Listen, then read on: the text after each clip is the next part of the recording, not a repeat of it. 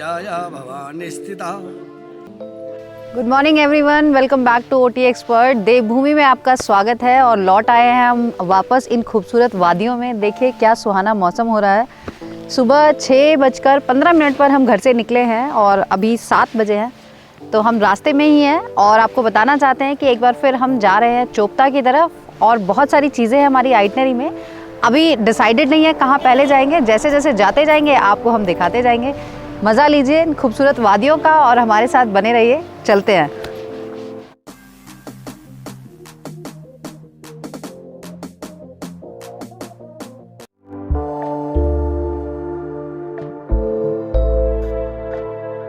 सफ़र काफ़ी लंबा है, लेकिन ऐसी खूबसूरत जगह को देखकर मन अपने आप करता है कि बार बार रुक जाए हम।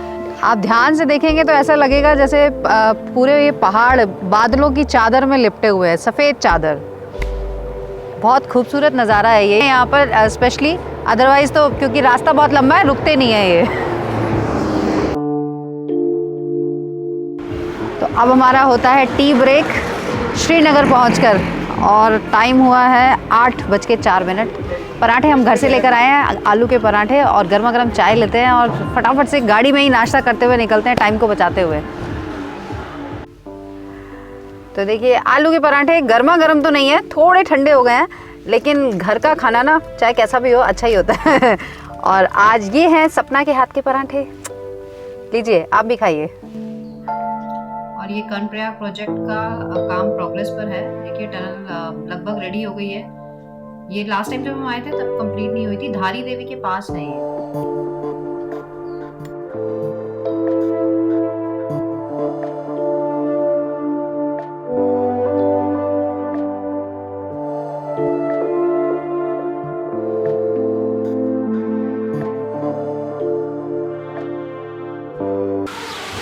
तो हम आ गए हैं ऊखीमठ और यहाँ पर सबसे पहले हम केदार बाबा के शीतकालीन दर्शन होते हैं ओंकारेश्वर मंदिर में।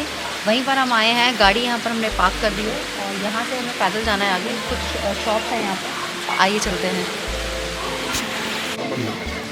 अच्छा बंदर भी हैं, ये बहुत सुंदर है। कितने के ये?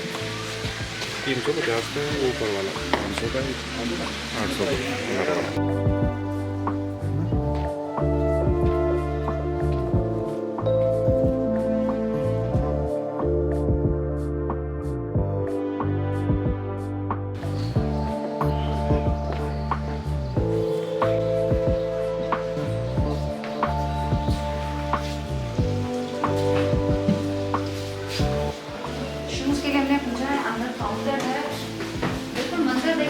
केदारनाथ जी का टेम्पल है, सेम वैसा ही यहाँ बाहर से देखने पर लग रहा है आपको। बस केदार बाबा शीतकालीन दर्शन करा के गर्मियों में ऊपर बुला लें।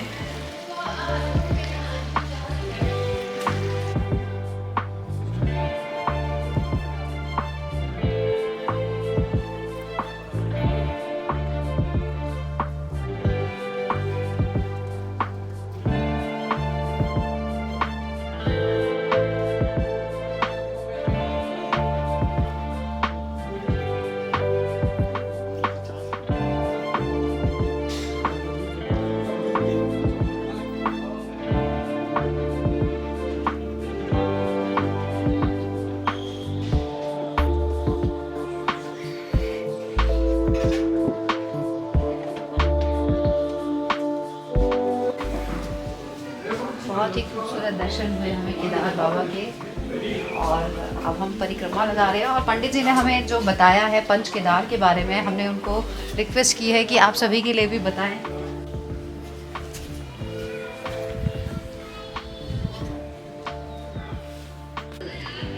हमारे इस देवभूमि उत्तराखंड में पंच केदार हैं।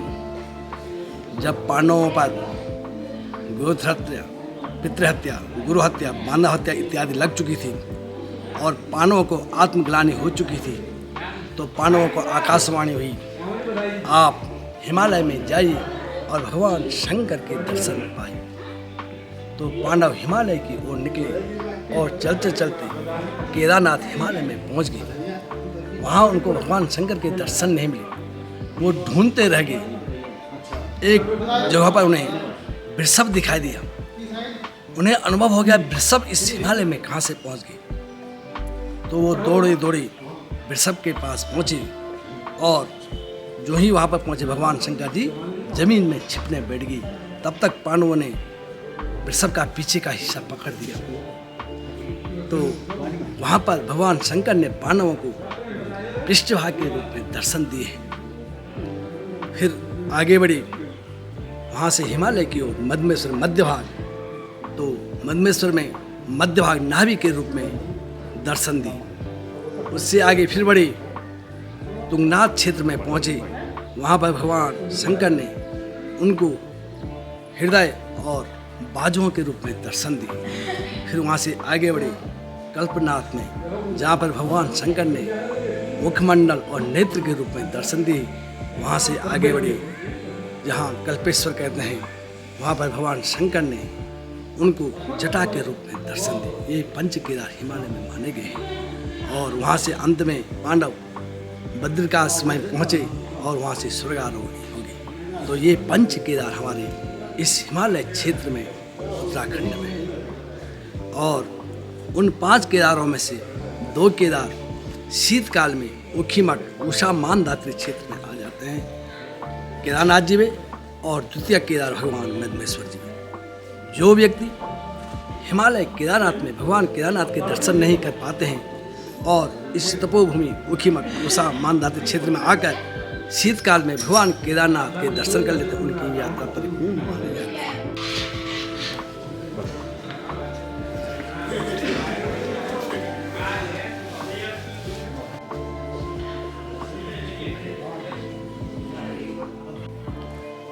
अभी हमने 5 शिवलिंग के दर्शन किए, जो 5 केदार, जो पंच केदार अभी बताया हमें पुजारी जी ने, उन्हीं के 5 शिवलिंग अलग अलग रूप में यहाँ पर हैं। बहुत सुंदर दर्शन है, लेकिन क्योंकि कैमरा अलाउड नहीं है, अभी हमें जहाँ पर विवाह संपन्न हुआ था वो दिखा रहे हैं।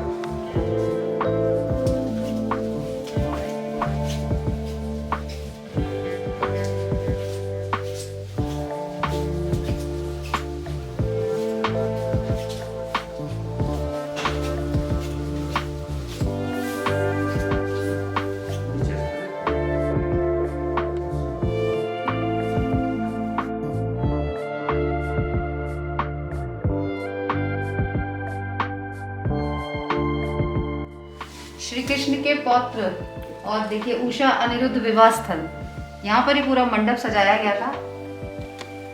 बहुत खूबसूरत है।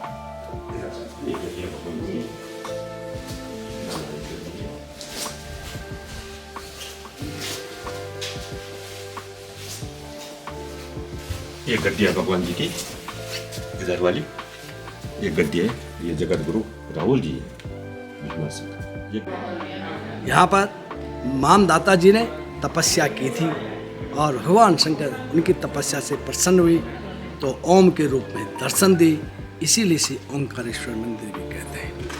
इसी स्थान पर भगवान कृष्ण के पुत्र प्रद्युम्न और प्रद्युम्न के पुत्र अनिरुद्ध और बाणासुर के पुत्र उषा, भगवान कृष्ण के पुत्र नाती अनिरुद्ध और भगवान ये बाणासुर की पुत्री उषा और अनिरुद्ध का विवाह इसी स्थान पर संपन्न हुआ था और उसी उषा के नाम से ऊखा मठ कहते थे, आज ऊखी मठ कहते हैं। और केदारनाथ भगवान जय।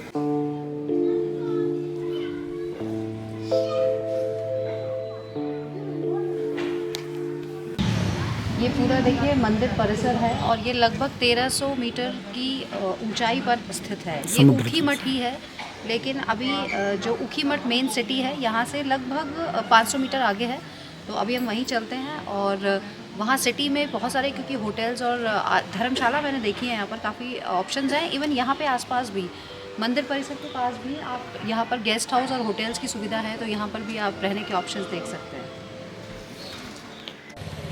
हम लगभग 1 किलोमीटर आगे आ गए हैं दर्शन करके और ये अब हम आ गए हैं मेन सिटी में, जहाँ पर यहाँ हमें दिख रहे हैं 2 रास्ते। सामने सीधा जाता है चोपटा और लेफ़्ट अगर हम जाएंगे तो ये मद्महेश्वर मंदिर है। यहाँ पर एक्चुअली हमने जो अपना गेस्ट हाउस बुक किया है वो इसी रूट पे किया है, क्योंकि आज हम जाने वाले हैं देवरिया ताल। तो हमारा जो नेक्स्ट वीडियो आपको मिलेगा वो देवरिया ताल का होगा, जिसमें क्योंकि गेस्ट हाउस बिल्कुल उसके नीचे ही है, यहाँ पर हमें छोटे होटल्स भी दिख रहे हैं जो बजट होटल्स हैं, और साथ में एक ये बहुत ही बड़ा होटल मुझे दिख रहा है, मधु गंगा करके नाम है ये। और दूर से देखने से मुझे लग रहा है कि अच्छी फैसिलिटीज़ होंगी, तो ऑफकोर्स टैरिफ भी थोड़ा हाई होगा। लेकिन यहाँ पर जो हमने नीचे गेस्ट हाउस पता किया है, यहाँ पर आपको 1000 रुपीज़ की रेंज में ईजिली अकोमोडेशन मिल जाते हैं। इसका क्या टैरिफ है देख लेते हैं। तो अब हम चलते हैं इस तरफ, और रास्ते में अगर कुछ मिलता है तो आपको और दिखाते हैं।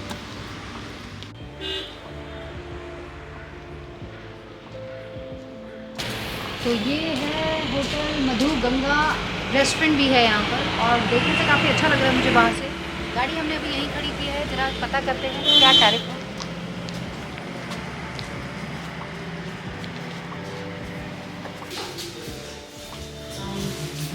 We are from Rishikesh and just need to know a few things about the tariff and all. So हमें एक रूम देखने की परमिशन दे दी है इन्होंने, और होटल बहुत अच्छा लग रहा है मुझे, इसीलिए आपको एक रूम दिखाना चाहते हैं। आइए।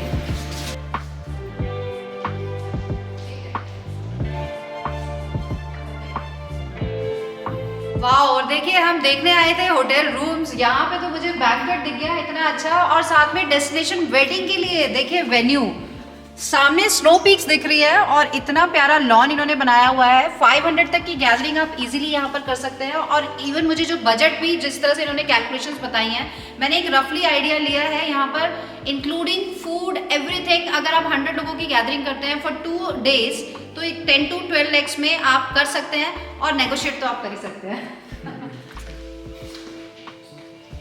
वाह, और देखिए इतना ब्यूटीफुल इन्होंने डेकोरेट किया हुआ है रेस्टोरेंट, बहुत सुंदर डाइनिंग एरिया है, और साथ में ये जो अलग से स्पेस दी हुई है, अगर आप कोई छोटी गैदरिंग करना चाहते हैं, इवन कुछ किटी या इस तरह की कोई गैदरिंग है, तो आपको व्यू के साथ यहाँ पर सिटिंग मिलती है।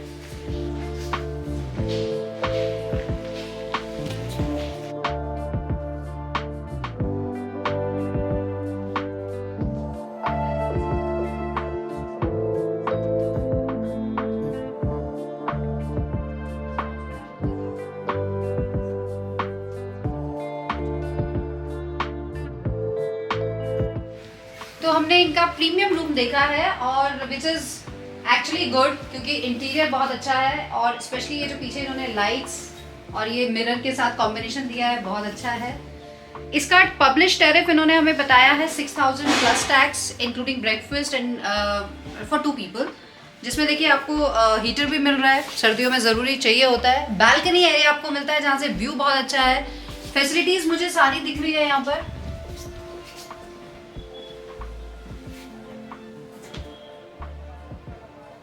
गर्मियों में एसी चाहिए होता है, तो एसी भी है, और यहाँ पर आपको पूरा T kettle set, mini fridge और पूरा कबर्ड एरिया मिलता है।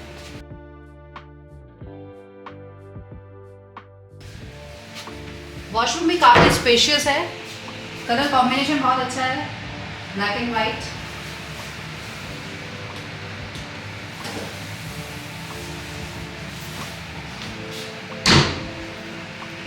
टोटल इनके पास 37 रूम्स हैं, और जिसमें 7 डिफरेंट कैटेगरीज हैं। तो बेस कैटेगरी 4000 रुपीज़ से स्टार्ट होती है। हमने इनका कॉन्टैक्ट डिटेल ले लिया है, डिस्क्रिप्शन बॉक्स में आपको मिल जाएगा, तो आप डिस्क्रिप्शन बॉक्स ज़रूर चेक करें।